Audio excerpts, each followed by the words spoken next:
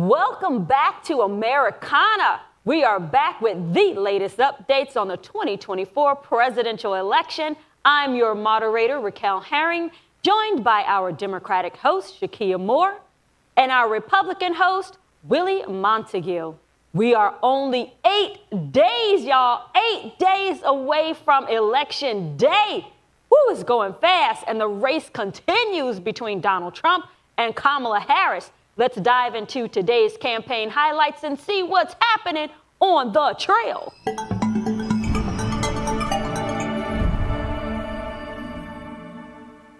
As the 2024 election approaches, Donald Trump delivered a fiery closing argument at Madison Square Garden with a pledge to launch an extensive deportation program on his first day back in office. He described the situation as an immigrant invasion. Shakia, how do you think such strong anti-immigration rhetoric will resonate with voters? Do you think it could end up alienating key groups? I do. I mean, if we continue to hear something over and over and over, you eventually believe it. And at this point, I think we need to take Donald Trump extremely serious about what he plans to do within his first 180 days into office. And if he continues talking about a mass deportation, our economy is going to take a major hit. States like Florida, North Carolina, California, Texas, states with huge crop for like agriculture is going to take a major hit because you have migrant workers or immigrants who come to this country to seek a living, an honest living, and doing our agriculture and doing our crops within these states really benefit. So if he continues this rhetoric and really, carries out what he said he's going to do, it's going to impact us greatly. And I don't think folks really understand that. Right. Willie. Here we go. It's Monday. Hello. I firmly believe that we have to understand the crisis that's happening at the border. It's Biden's border crisis. We need to secure the border so that we protect American interests.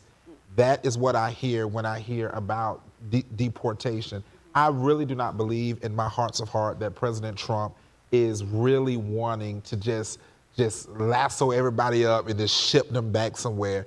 And the question I would ask is, why cannot the American people work those same jobs? Why would we need to have, illegals coming here to work those jobs? And this goes back to, I remember someone that was telling me, I don't want to work at McDonald's. Okay, it's a job, get started somewhere. But so the excuse is, let's let these illegals come over, let them get these jobs. Meanwhile, let them bring drugs and bring their murderous ways over here. And then. But it's the issue with the border. Yes, there is an issue. We are all aware of that. But the immigration topic and mass deportation is not just about the southern border. It's going to impact everyone who has an immigrant community within their state. To your point, when you say, why don't American workers want to have those jobs? That's the same type of conversation that folks were having in Ohio. The community where the industry was, where the Haitian immigrants were working, the community members there said that most of the residents did not want to work those jobs, which is why they recruited over in Haiti and they came over here legally. So that's the conversation we need to have as a United States, is that we need to have these vocational skills and skill sets to reintroduce this to the millennials and Gen Z generation, instead of saying, let me just open the border up, and because you don't want to work it, let's open the border, flood everybody here because we need somebody to pick corn for us. I mean, that to me sounds more belittling than it does actually sound like a plus. It's not belittling. Trade work is actually good. Not everyone wants to go to college, go to a 4-year college. Trades are awesome. Plumbing, mechanic, agriculture, that is an honest living.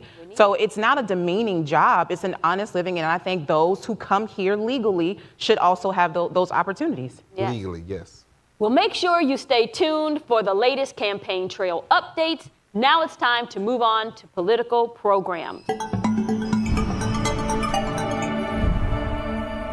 Project 2025 outlines sweeping changes to criminal justice with a focus on restoring law and order by increasing sentences, expanding the use of the death penalty, and politicizing the Department of Justice to align with the president's agenda.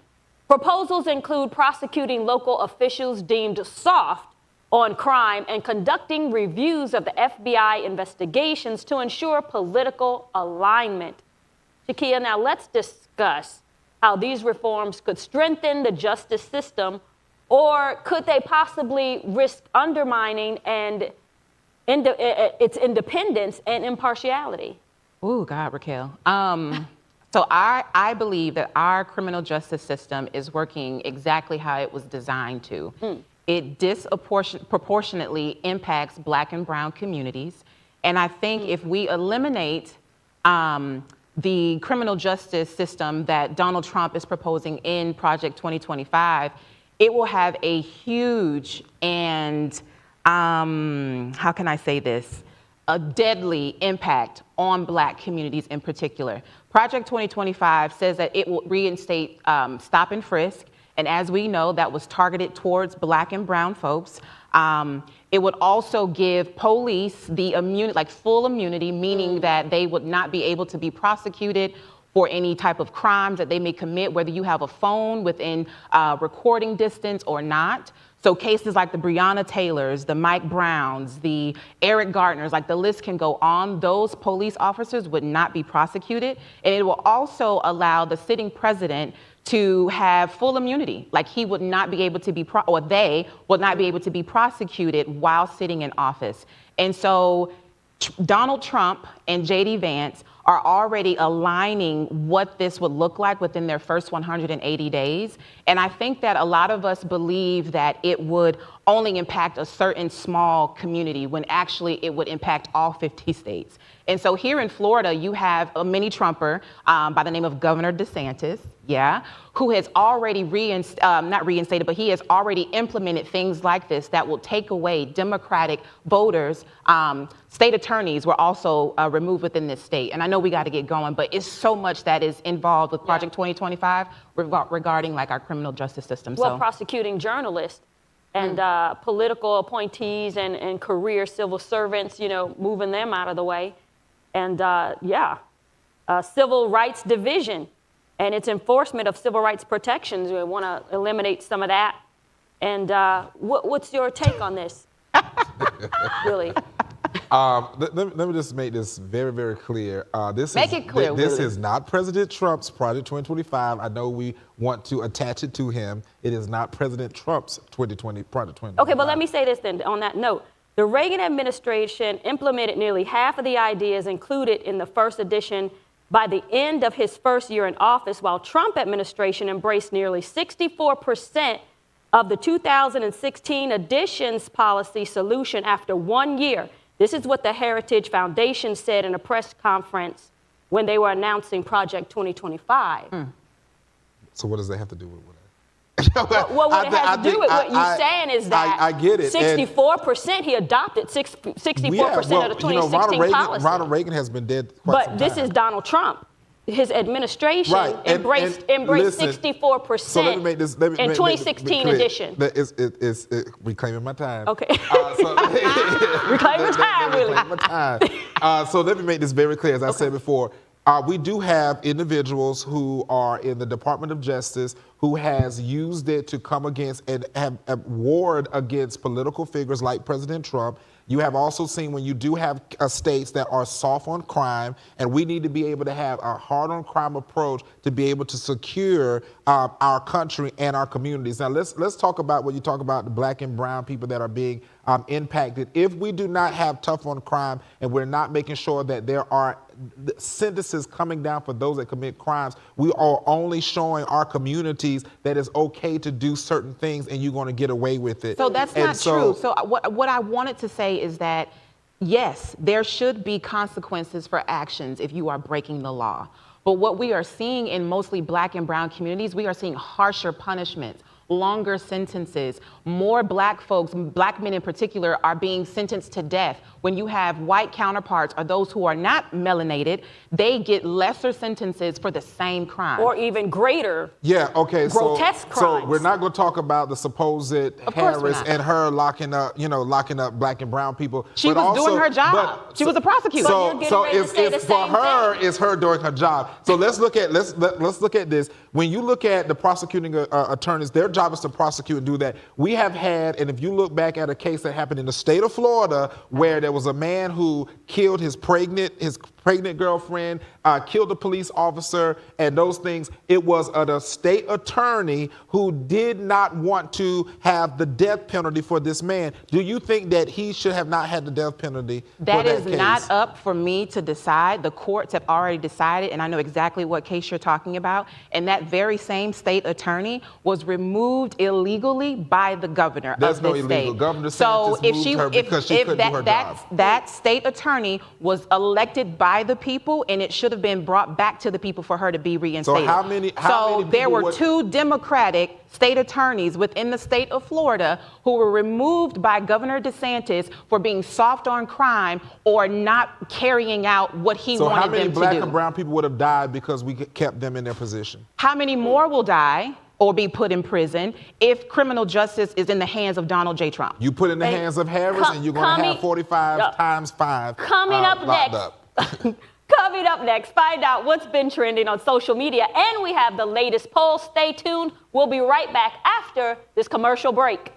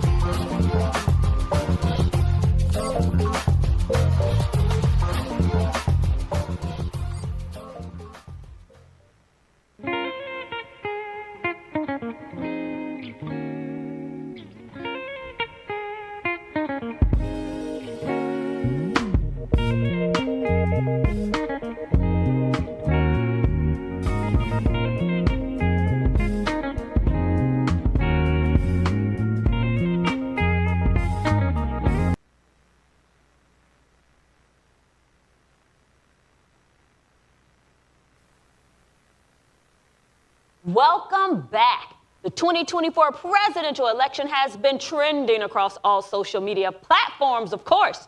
Let's take a look at some of the most recent social media updates.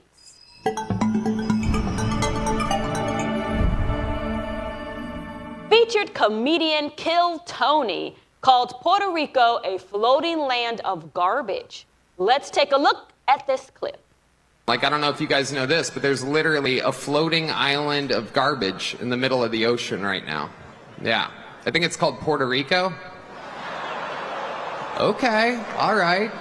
Okay. We're getting there. Now, again, normally I don't follow the national anthem, everybody. This isn't exactly a perfect comedy setup. There's some people here. All right. Very good. I like it. I have other policies that I think. Willie, we are so close to Election Day. How could this joke potentially affect the undecided voters? Yes, so I want this to be very clear. The joke was very ignorant. Oh. And it was not only was it ignorant, it was also offensive. And so I made this statement on several platforms of my own to make this statement about this because let's be honest, we are 8 days away, and we on both sides have to acknowledge what is right and what is wrong. Now, do I think, now this is what I would say, President Trump, his campaign did come out and say it does not reflect his thoughts and what he believes in this. Now, some people have said, you know, they have to approve and whatnot, but I would say we don't know if he went off the track or whatever. We'll never get to that. You have your side, their side, and the truth, and may never get to it. But what I would say, it was inappropriate at that time, but from the Puerto Rican community that I've heard from, they rebuked it, they came out against it, and they said, at the end of the day, we're still voting for President Donald Trump. Kia. That is so cringe to hear your last part. But I'm glad to hear that you took a stance and you said that it was done in poor taste and it wasn't right to say. So kudos to you on that, Will. Appreciate you. But so I do think that Latino voters, some of them were extremely offended by what not Donald Trump, but what the comedian said. Yeah. It didn't land well. His point wasn't really driven home. So he should probably find another job because that was horrible. But I do believe that although Donald Trump, his campaign came out and made a statement about it, it still goes to show that people within the Republican Party, within that base, the MAGA and dark MAGA base, they feel that way about Black and brown people. And so although Donald Trump didn't say that or he didn't approve it, we don't, like to your point, we will probably never know. It just shows the heart of the Republican Party when it comes to Black and brown and marginalized communities. Puerto Rico is a U.S. territory. These are still the same people that you want to vote for you. You have 1.1, I think, million Latino voters in Florida. You have 1 million Latino folks in New York City. And so you have a country that's full of folks that you still want their vote within the next 8 days. And so I just think that it was done in poor taste. And, in politics, there's this thing called October surprise. And to me, I think that was probably the October surprise that would push the Harris-Walz campaign over the finish line. So I'm happy to see that it happened, but I'm also sad to see that they had to, point out a specific demographic to get that point across. Well, after the comedian did his set, Trump's rally, they joked that let me get this right. After the comedian did his joke about Puerto Rico being a floating island of garbage, Puerto Rican superstar Bad Bunny endorsed Kamala Harris. Sharing his support with his 45 million Instagram followers, Kamala Harris has emphasized the importance of Puerto Rican and Latino voters in this election, highlighting the stakes for Puerto Rican communities. Willie, Shakia, this is for her, okay. Do you think this last-minute endorsement from Bad Bunny with his massive following could help Kamala Harris secure a landslide victory by gaining more support from the Puerto Rican and Latino communities? I think it could. I mean, in addition to Beyonce taking the trail, her and Kelly Rowland last week, close your mouth. In a suit. You do what you do. All right now, the Beehive gonna come after you, Will, don't start. But I think in addition to other celebrities who have taken a public stance supporting Kamala Harris and the Walz campaign, Tim Walz, I think it would actually push some voters over the edge to say, you know what, this is a more inclusive campaign. I can see myself and I identify myself in what she's saying in her policy. I can see that versus Donald Trump's campaign, who all they want to talk about is either mass deportation. And if we're honest, a lot of Latino voters have family members who are probably over here on a working visa, and so they would be impacted by that. So I do think this is a great opportunity for Latino voters to see themselves in the Harris-Walz campaign and vote accordingly. So I know everybody fanboys or whatever it is over Bad Bunny. I don't get it. But I would say this, Bad Bunny and his 45 million Instagram followers don't even represent the population of the Puerto Ricans that are actually here in America. There's only 11 million Puerto Ricans that are here in America. There's only 3 million that is over there in Puerto Rico. So 45 million Instagram followers, congratulations with those following, but that does not equate that all of those people are just gonna jump out there and go and support. And you have had people that have also said things concerning Beyonce, that just because these celebrities make these endorsements, it does not equal votes.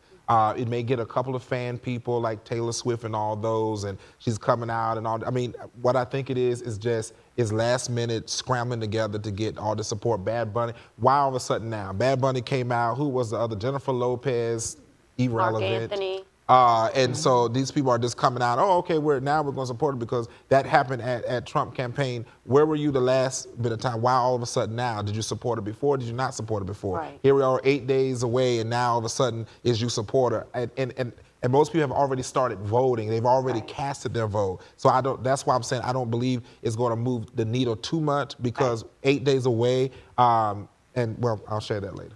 Reminder. Well, you can trust we will fill you in on the latest news and social media updates. And on that note, let's check in on the latest polls. As of October 28th, 2024, the national polls show a tight race between Donald Trump and Kamala Harris. Harris is currently at 48%, while Trump follows closely at 46.7%, both within the 3% margin of error. Shakia, with only 8 days left until election, what would you like to see from the Democratic campaign? I would like to see the Democratic campaign continue to uplift Donald Trump's plan of becoming a dictator within this country, reiterating the importance of exercising your vote. And I would love for us to continue just keeping the main thing. Talk about policy. When Donald Trump and his cronies are out, spewing hate and, hateful rhetoric or misogyny and all those types of negative discourse, I would love for the campaign to continue keeping the main thing, uplifting the Puerto Rican policy that Kamala Harris just put out the other day while that horrible comment was going on stage. Uplifting the black men agenda that she has, talking about the importance of women exercising their right to vote, and having bodily autonomy. I just want them to keep the main thing. Like, don't even worry about what Trump and his campaign is doing. They're writing the narrative for themselves, and so just encouraging folks to get out to vote. She'll keep the lead. Hi, Willie.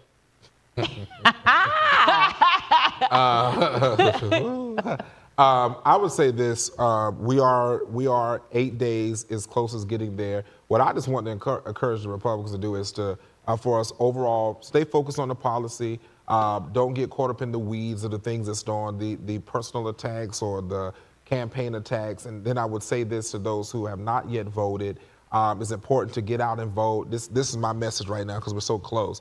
So no matter what necessarily the polls are saying, as much as it may look either way good for whoever, you have to get out and actually vote. That is the most important thing right now. And I would say that in many states, those that have mail-in ballots, those that have already mailed your ballots, I was at a conference this past weekend, and one of the things that the organizers mentioned is how important it is that when you actually go and vote and you're mailing it in, to make sure you're checking your ballot, that it actually will receive. But this is what they said, is when you get into that last 9 to 8 days of it, that you probably should just want to go in person, because you don't know the mail system. The mail system has been still slow.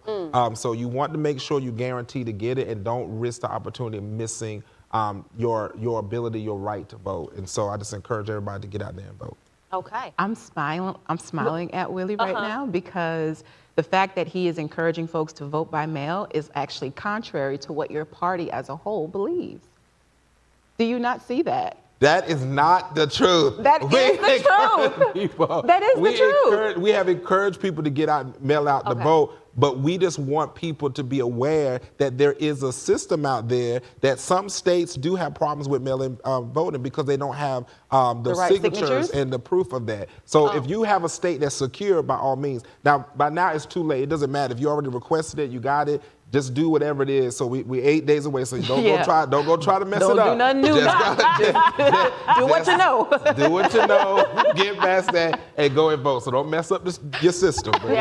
But there is different states that have different rules and different laws. But going to the polls, being in line, getting it done there is what you. And I was heard from the same organizers, and Shakia can go this, that if you're in line at 6:59, they'll take you. If you're in line at 7 o'clock, they'll take you. But she said if you're not in line at 7:02, they're not taking you. Yeah. Okay. So just be aware. Don't try to show up late. Right. Stay in line.